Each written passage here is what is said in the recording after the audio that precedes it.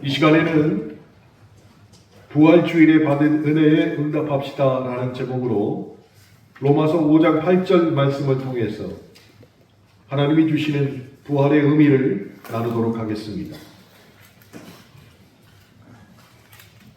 신약성경 245면에 있는 로마서 5장 8절 말씀 함께 읽겠습니다. 우리가 아직 죄인 되었을 때에 그리스도께서 우리를 위하여 죽으심으로 하나님께서 우리에 대한 자기의 사랑을 확증하셨느니라. 네. 하나님께서는 우리에게 그 사랑을 확증해 주셨습니다. 믿으십니까? 네. 확증된 것은 더 이상 왈가불가할 필요가 없는 것이죠. 저도 어제 저희 아이들에게 한 가지 확증을 받았습니다. 늦게 저녁을 먹기 위해서 집에 갔는데 오래간만에 서희하고 서지가 같이 식사를 하게 되었습니다. 그런데 하필이면 하나 이글스하고 또 두산 베어스하고 야구 경기가 재방송되고 있었습니다. 그때 우리 서희가 얘기했습니다. 하나 이글스의 새로운 강백호 선수, 저 사람은 돼지라고 해야 맞는지 뚱땡이라고 해야 맞는지 모르겠다. 그러면서 저에게 아빠, 돼지가 더 기분 나빠요? 뚱땡이가 더 기분 나빠요? 저에게 물어보는 것이 둘 다 기분 나쁜 건 사실인데 뭐라도 대답해 줘야 됐습니다. 돼지라고 생각하니까 정말 돼지 같은 느낌이 들고 뚱땡이라고 생각하니까 뚱땡이 같은 느낌이 드는 거예요. 그렇지만 저는 아이들에게 이미 돼지와 뚱땡이로 확증이 된 것이에요. 많이 살을 뺐는데도 여전히 그들의 머릿속에는 아빠는 뚱땡이라고 생각을 하는 것이에요. 모습이 아무리 변해도 확증된 것은 변하지 않는 것이죠. 마찬가지입니다. 오늘 로마서 5장 8절에 말씀하신 것처럼 주님은 우리에게 그 사랑을 확증시키셨습니다. 그 최고가 바로 오늘 우리가 함께 예배드리는 부활주일에 드러난 주님의 부활하심을 믿으시길 주님의 이름으로 축원합니다. 오늘 이 부활절을 맞기 위해서 지난 고난주간에 성경 필사를 통해서 우리는 받은 바 은혜를 나누었습니다. 그런데 그리스도인들만 부활주의를 기억하는 것은 결코 아닌 것 같습니다.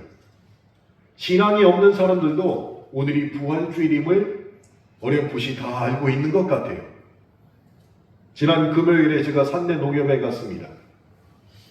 그런데 그곳에는 낭월교회에서 준비한 부활주일 계란이 놓여 있었습니다. 그리고 은행을 찾는 사람들에게 제공이 되어 있는데 제가 그 앞에서 제 순서를 기다리면서 보고 있었어요.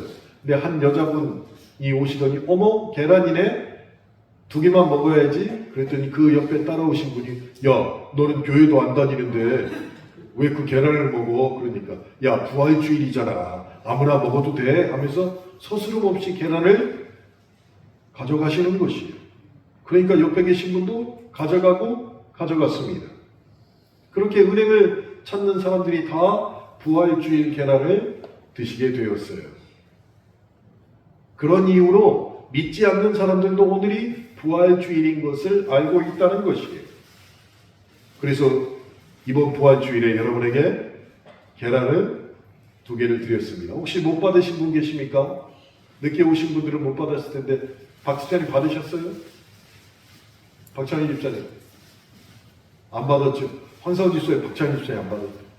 황유주 집사님 3층에 계십니다. 자, 그러면 부활절 계란은 어디서 어떻게 유래가 되었을까요? 왜 도대체 부활주일날 계란을 주냔 말이에요. 교회에 어렴풋이 전해지는 이야기들이 있습니다. 가설이지요. 3가지 정도가 있습니다. 첫째는 예수 그리스도께서 십자가를 지시고 골고다 언덕을 오르실 때 잠시 그 십자가를 져준 구레네 시몬이 계란 장수였다는 것이에요. 두 번째는 십자가 전쟁 당시에 징병된 남편을 기다리던 여인이 마을 사람들에게 늘 계란을 나눠 주었다는 설도 있습니다. 세 번째는 계란은 거의 모든 문화와 종교에서 다산과 생명을 상징하고 있습니다. 그래서 알을 뚫고 나오는 생명의 모습에서 기독교 부활의 상징성이 더 강화되어서 그때부터 계란을 주었다라는 설도 있습니다. 그런데 제가 보기에는 가장 이해할 만한 가설 중에 하나가 유럽 민속학자들의 설명입니다. 그들은 부활절 계란을 나눠주는 모습을 다산이나 그리고 부활을 상징하는 신앙적 의미로 보지 않았다는 것이에요. 매우 실용적인 의미로 옛날 사람들은 부활주일날 계란을 나눠주었다라고 생각하는 것이에요.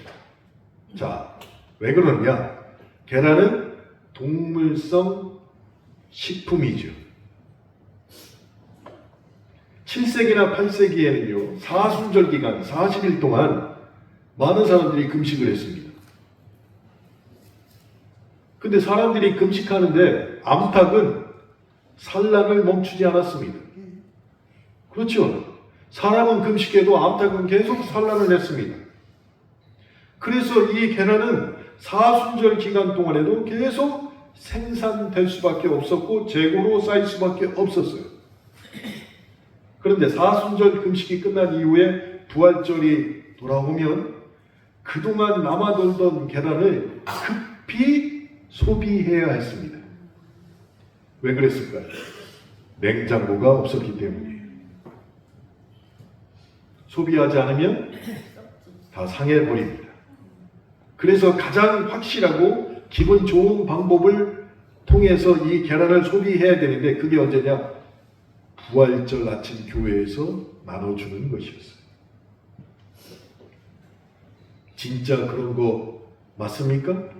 저도 잘 모릅니다. 나중에 제가 예수님 만나면 진짜 그런 거냐고 여쭤볼 내용 중에 한 가지입니다. 그래서 우리 교회도 오늘 부활절 예배에 계란을 하나 들었습니다. 그러니 이 계란을 다 2개 드리면 한 손에 하나씩 딱 잡으시고 정말로 풍성한 부활절 되시길 주님의 이름으로 축원합니다. 이왕에 시작한 부활절 계란 이야기니까 정리를 하고 좀 넘어가도록 하겠습니다. 여러분, 이 계란은 별것도 아닌데 계란의 유래를 따지기 위해서는 정말로 수천 년을 올라가야 됩니다.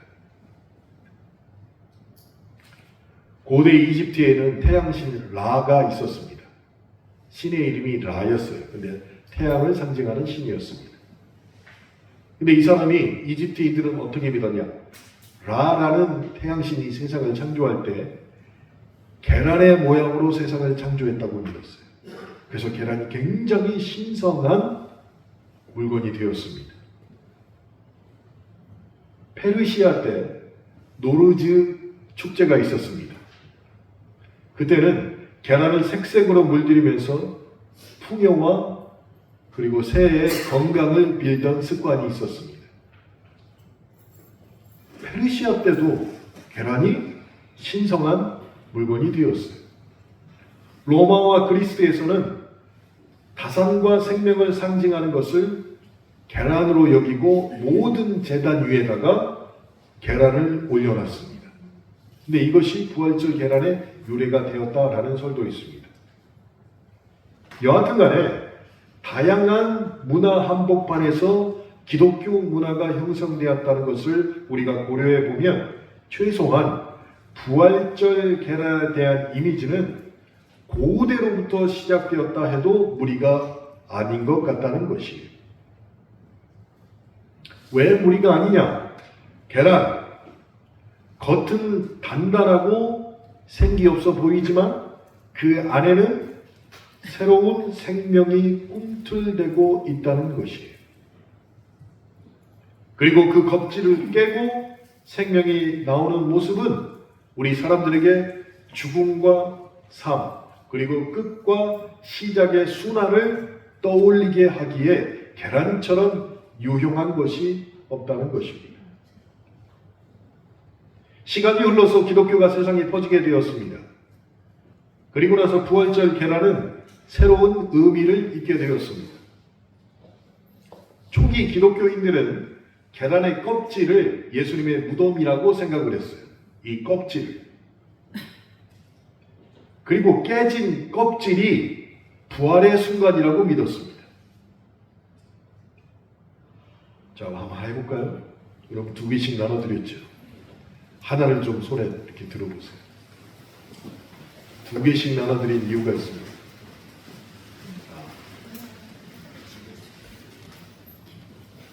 계란의 껍질이 무엇이라고요? 예수님의 무덤.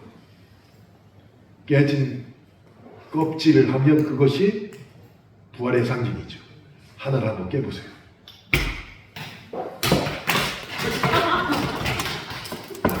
자, 예수님의 무덤이 깨졌습니다. 이게 무엇이라고요? 부활의 순간이에요. 벌써 드신 분이 계세요. 한번 깨보세요. 깨서 까보세요. 예수님의 무덤이 깨졌습니다. 깨진 껍질이 부활의 순간이에요. 하나만 하세요. 2개 다 하지 마시고. 자, 들어보세요. 들어보세요. 맛있게 드세요. 맛있게 드세요. 맛있게 드시라니까. 그래서 부활이 기쁜 날입니다.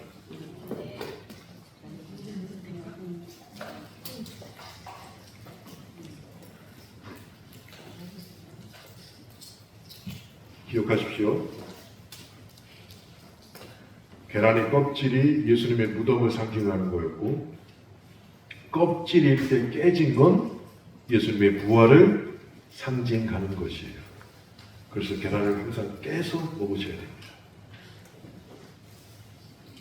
특히 2세기경에는 동방정교에서 계란을 나눠줄 때 이런 계란을 나눠주지 않았어요.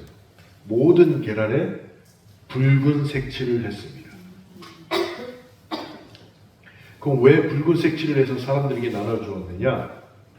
붉은색이 예수님의 무덤이 계란이었고, 껍질을 깨면 부활의 상징이고, 그것을 붉은색으로 칠하면 그것이 예수님의 희생과 예수님의 보혈을 의미하는 거였어요. 그래서 2세기에는 이 계란을 항상 붉은색으로 칠해가지고 사람들에게 나눠주게 되었습니다. 전해지는 전설에 따르면 막달라 마리아가 로마 황제 티베리우스에게 예수님의 부활을 전하게 되었습니다. 그때 예수 믿으세요라고 한 게 아니라 붉은색 껍질의 계란을 티베리우스에게 전하는 것이에요. 그럼 이게 무엇이냐? 복음을 전한 것과 동일한 것이에요. 그러면서 막달라 마리아가 이렇게 외쳤습니다. 그리스도께서 부활하셨습니다. 그리스도께서 부활하셨습니다. 황제에게. 그랬더니 하얀 계란이 붉은색으로 변했다라는 전설이 내려오고 있어요. 동방정교회. 그래서 아직도 그리스 정교회에서는 부활절 성찬 예배 이후에 붉은색 계란을 나눠줍니다. 그러면서 항상 사도들이 나와서 교인들에게 이 계란을 전해줄 때 그리스도께서 부활하셨습니다 라고 외치면서 계란을 전해줍니다. 세계 많은 교회에서 이 부활절 아침에 그리스도가 부활하셨습니다 라고 목사님이 외치면 성도들은 진실로 부활하셨습니다 라고 대답을 하는 교단이 참 많이 있습니다. 한번 해볼까요? 진실로 부활하셨습니다 라고 외치시면 돼요. 진실로. 자, 그리스도께서 부활하셨습니다. 그렇지요. 중세 유럽으로 넘어가면서 계란은 또 다른 모습으로 우리의 삶에 스며들었습니다. 사순절 동안 금식이 이어졌고 계란 같은 음식을 결코 먹어서는 안 되었습니다. 그래서 부활절이 되면 마을 사람들이 그동안 모아둔 계란을 꺼내서 한 번에 배 터지게 부활절 아침에 먹던 습관이 있었습니다. 빨리 먹지 않으면 계란이 상할 수 있으니까 부활절 아침에 다 모여서 아침 대신에 계란을 먹었다는 것이에요. 그래서 13세기 영국에서는 계란 토요일이라는 날이 공휴일로 정해졌습니다. 자, 농민들이 교회에 와서 계란을 바치면 교인들이 그 모든 계란을 받아가지고 색을 다 칠해가지고 부활절 아침에 교회에 찾아오는 사람들에게 계란을 다 나눠 주었습니다. 우리나라 교회에서도 부활절 계란은 너무나도 익숙하지요. 부활절에 이것저것 그림을 그린 계란을 나누는 건 교회의 문화가 이미 되어 버렸습니다. 그리고 부활절 계란은 종교를 넘어 세상 곳곳에서 사랑받는 축제의 상징이 되기도 했습니다. 자, 말도 많고 탈도 많은 지금 미국에 가시면 백악관에서 오늘, 미국은 내일이 부활절이죠. 백악관에서 부활절을 맞이하여 계란 굴리기 행사를 매번 열고 있습니다. 수만 명이 모여서 이 계란을 들고 계란을 굴리며 웃음꽃을 피우는 행사가 끊이지 않고 이어졌어요. 미국에서도 그런 행사가 열리고 있습니다. 누군가는 이런 변화가 계란의 신앙적 의미를 흐릴지도 모른다고 걱정하고 있습니다. 그렇지만 저는 오히려 정말로 팍팍한 이 세상에 부활의 희망과 그리고 부활의 기쁨을 잠시라도 공유할 수 있는 기회가 이 작디 작은 계란 하나로 이루어질 수 있다는 것이 더 놀랍다는 것이에요. 여하튼 이 부활절 계란은 작은 껍질 속에 큰 이야기를 담아내고 있다는 것이에요.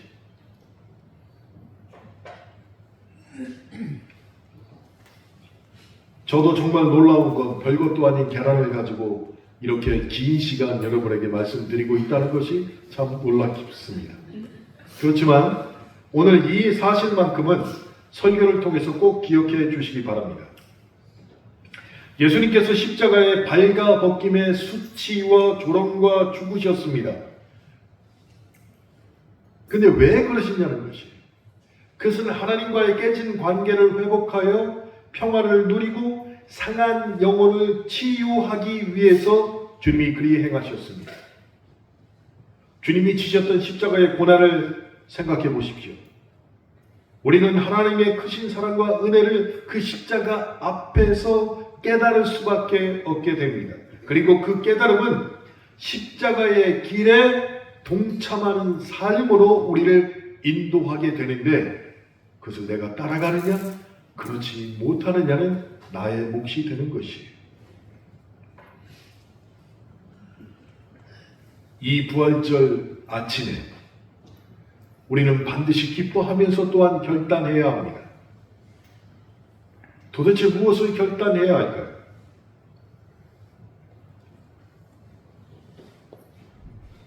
부활절이 있기 전에 유월절이 있었습니다. 이 유월절은 유대인들에게 애굽 노예로 잡혀갔다가 해방되어서 이스라엘로 돌아오는 것을 기념하는 경축일이었어요.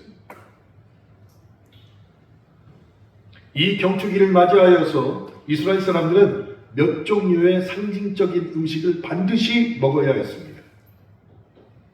그 중에 하나가 쓴 나물을 씹는 것이었어요. 쓴 나물. 그런데 오늘 안타깝게도 밥을 준비하신 도르가요 전도회가 쓴 나물이 아니라 맛있는 나물을 준비하셨어요.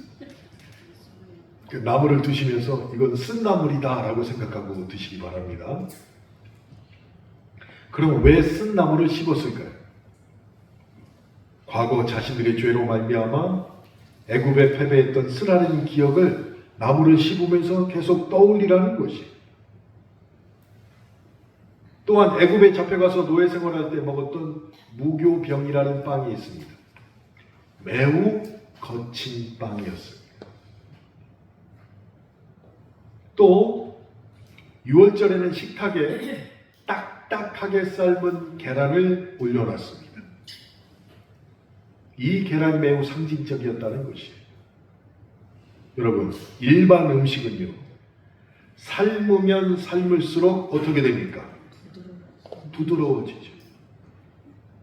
김윤희 집사님 자택 바로 앞에 이순신 국밥이 있습니다. 24시간에. 근데 너무 늦은 시간에 집에 가서 밥 달라고 하면 미안하니까 저는 너무 늦은 시간이면은 거기 가서 꼭 식사를 하고 들어가는데 갈비탕을 시켰는데요. 갈비 큰 대짜로 막 2개가 이렇게 담겨서 나오는데 이걸 이렇게 큰 걸 어떻게 뜯어내지? 하고 젓가락을 대면 쫙 빠져버려요. 막 그 단단한 고기도 오래 삶으면 삶을수록 흐드러집니다. 부드러워진다는 것이.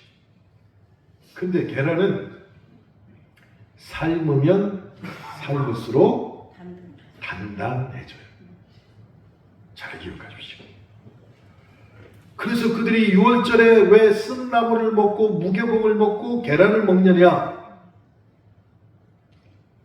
난관에 부딪히면 부딪힐수록, 그리고 그들이 패하면 패할수록 그것을 통하여서 새로운 신령과 결의가 마치 계란이 단단해지는 것처럼 더 단단해지기를 원했기 때문이에요. 6월절에 먹던 계란도 그런 의미를 담고 있습니다. 여러분, 저와 여러분의 삶에도 어렵고 힘든 일이 분명히 다가옵니다. 견디기 어렵고 참기 힘든 일, 그것도 예고도 없이 벼랑간에 닥쳐옵니다. 그때 우리는 유대인들이 식탁에 놓인 삶은 달걀을 생각하시기 바랍니다. 그리고 부활절 아침에 먹었던 이 달걀을 생각해야 한다는 것이에요. 어떤 고난과 고통이 닥쳐와도 삶으면 삶을수록 더욱 단단해지는 달걀처럼 내 믿음이, 내 순종이 그렇게 단련되어야 한다는 것이에요. 그때 우리가 시련을 이길 수 있는 믿음의 힘이 내 안에서 성숙해지고 자라날 수 있다는 것이에요. 결코 우리의 믿음에, 우리의 순종에 머뭇거림이 없기를 바랍니다. 여러분, 우리가 머뭇거리고 순종하지 않으면 우리는 바라바처럼 될 수밖에 없다는 것이. 여러분, 바라바가 누군지 잘 아시죠? 6월절 관례상 총독인 빌라도가 죄수 한 명을 놓아줄 수 있었습니다. 한 명을 놓아줄 수 있었어요. 그래서 이 빌라도는 은근히 예수를 풀어주기 위해서 바라바와 함께 예수님을 군중 앞에 세웠습니다. 무죄한 예수님과 그리고 죄인 바라바를 한 곳에 세운 것이. 그런데 군중은 누구를 선택했습니까? 바라바를 선택했습니다. 그래서 바라바는 풀려났고 예수님은 바라바가 받아야 할 십자가를 지게 되신 것이. 바라바는 옆에 서 계신 예수님에게 무한한 은혜를 받았지만 그 은혜의 의미를 끝내 알지 못한 사람이었어요. 그래서 바라바는 예수님을 믿지 않으면서도 예수님을 잊지는 못했습니다. 잘 들으셔야 돼요.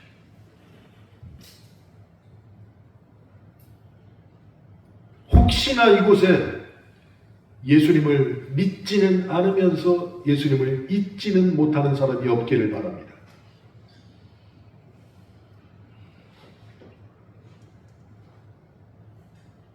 바라바가 어떤 심정이었는지 우리는 잘 알 수 없지만 바라바라는 소설이 있어요. 제가 그 소설을 부활절 되기 전에 다시 쭉 읽어봤습니다. 그랬더니 바라바가 이런 심정이었을 것이다 라고 소설가는 쓰고 있습니다. 예수님이 부활했다는 소식을 바라바가 듣게 됩니다. 그러자 바라바는 예수님의 무덤까지 직접 가서 주님이 부활하셨는지를 확인하게 되었습니다.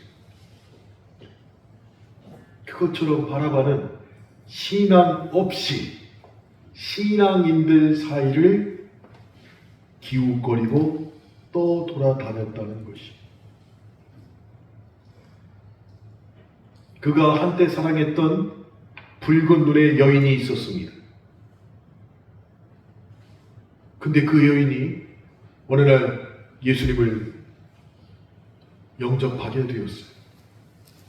자기가 사랑했던 여인인데, 함께 못된 짓을 같이 했던 여인인데, 그 여인이 예수님을 영접했습니다. 그리고 순교했습니다. 근데 바라바는 자기가 사랑하는 그 여인의 죽음 앞에서도 예수님 앞으로 나오지 못했어요. 그리고 다시 범죄의 세계로 돌아가게 됩니다. 그러다가 결국 잡혀서 급기야 로마의 깊은 광산으로 죄인으로 끌려가게 되었어요. 근데 그 광산에서 그리스도인이었는데 노예였던 시하크라는 사람을 만나게 됩니다. 그래서 시하크가 바라바에게 복음을 전해 주었는데, 그 상황에서도 바라바는 끝내 마음을 열지 못하게 됩니다. 자, 생각해 보세요. 주님과 함께 한 공간에 섰습니다. 주님 때문에 살아난 사람이에요. 주님을 믿지는 않았지만 주님을 잊지는 못하는 바라바였어요. 주님이 부활했다는 소식 듣고 무덤까지 간 사람이었어요. 자기가 사랑했던 여인이 주님을 영접하고 믿음 때문에 순교까지 했는데 그 죽음 앞에서도 십자가의 은혜를 받아들이지 못한 사람이었고, 다시 죄로 들어가서 광산에 가서 노예로 살다가 자신에게 복음을 전해준 그 사람을 보면서도 믿음을 받아들이지 못한 사람이었어요. 그런데 곰곰이 생각해 보세요. 바라바는 신앙 세계로 들어오지는 못했지만 항상 하늘나라를 기웃거리는 사람이었어요.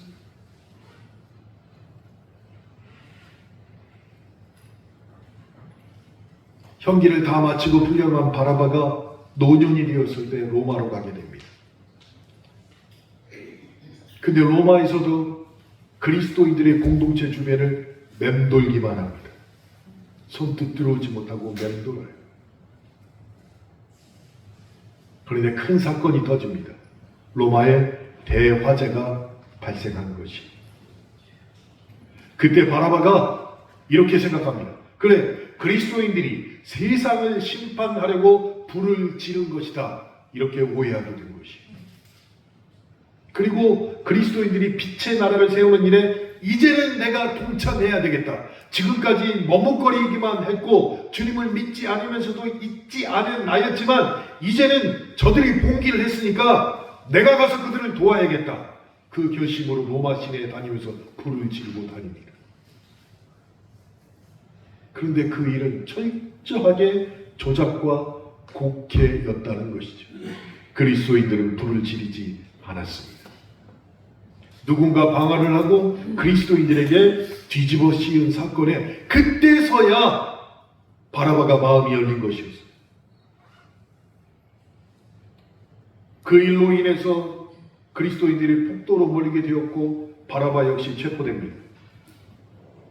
그리고 바라바가 그리스도인들과 함께 십자가에 못 박히게 됩니다.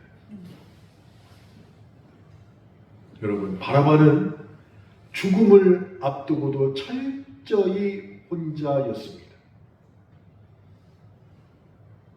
그 옆에 같이 십자가에 못 박힌 그리스도인들은 천국을 기대하며 주님께서 부활하신 것처럼 나도 부활할 것이다 라는 것을 기대하며 찬송을 부르고 있었지만 바라바는 오직 어둠만이 자신을 기다리고 있음을 직감하게 되었어요.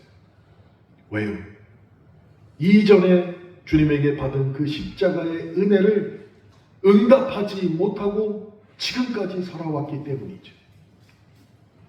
그때 바라바가 마지막 숨을 거두기 전에 이렇게 고백을 합니다.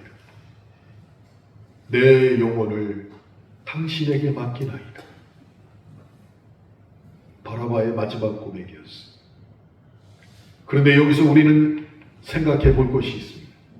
그것이 진정한 믿음인지 마지막 본능인지 우리는 알 수 없다는 것이. 우리는 알 수 없습니다. 나에게 베풀어 주신 십자가의 은혜에 응답하지 못한 사람은 바라바처럼 마지막 날을 맞이하게 될 것입니다. 그때 주님, 나의 영혼을 주님께 맡깁니다. 짧은 시간, 긴 시간 동안 응답하지 못하고 믿음을 갖지 못하고 주님을 잊지는 못했지만 마지막 그 짧은 시간에 나의 영혼을 주님께 맡깁니다라고 고백하면 우리는 알 수 없다는 것이, 그게 믿음인지 본능인지 누구만 아십니까? 주님만 아십니다.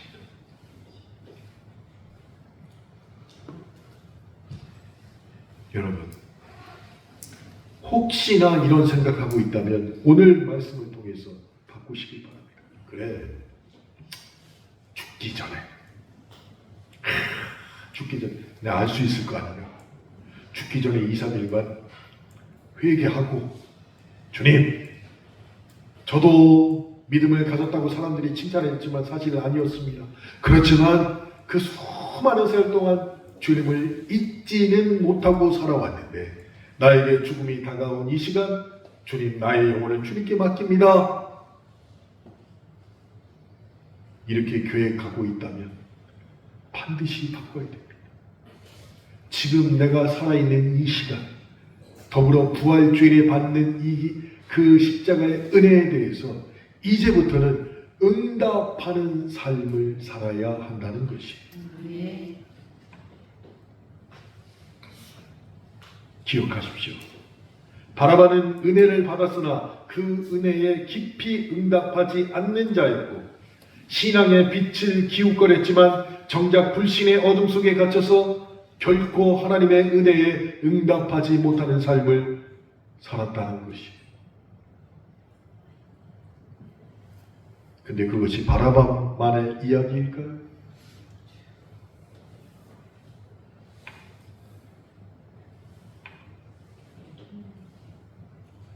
믿음 좋은 부인을 가지고 계신 남편들이 한 가지 오해하는 게 있습니다.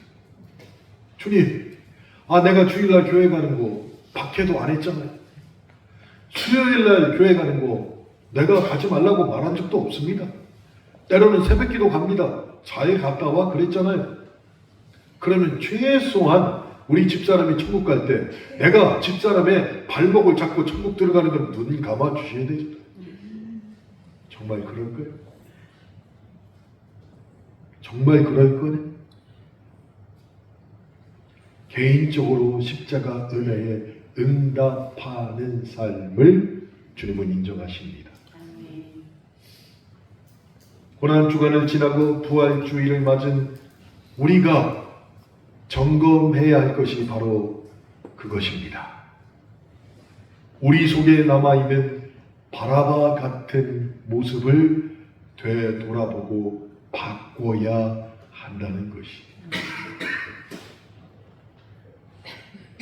주님은 우리가 죽어야 할 십자가에 죽으셨고, 우리는 주님의 십자가 고난 때문에 살았습니다. 그 십자가 앞에 서서 더 이상 머뭇거리지 않고 나는 그 은혜에 어떻게 응답하며 살 것인가를 진지하게 물어야 됩니다. 그것이 부활주일에 스스로에게 대답할 질문이 되는 것이에요. 주님 앞에서 나는 주님을 믿지 않았지만 결국 주님을 잊은 적은 없습니다. 이것은 구원의 공식이 아니라는 것이. 사랑하는 성도 여러분, 오늘 설교의 본문을 제가 다시 읽어드리겠습니다. 우리가 아직 죄인 되었을 때에 그리스도께서 우리를 위하여 죽으심으로 하나님께서 우리에 대한 자기의 사랑을 확증하셨느니라. 하나님의 계획에 순종하심으로 계획을 실행하시어 확증하신 그 주님의 은혜에 진심과 진정으로 응답하시기를 주님의 이름으로 축원합니다. 함께 기도하시겠습니다.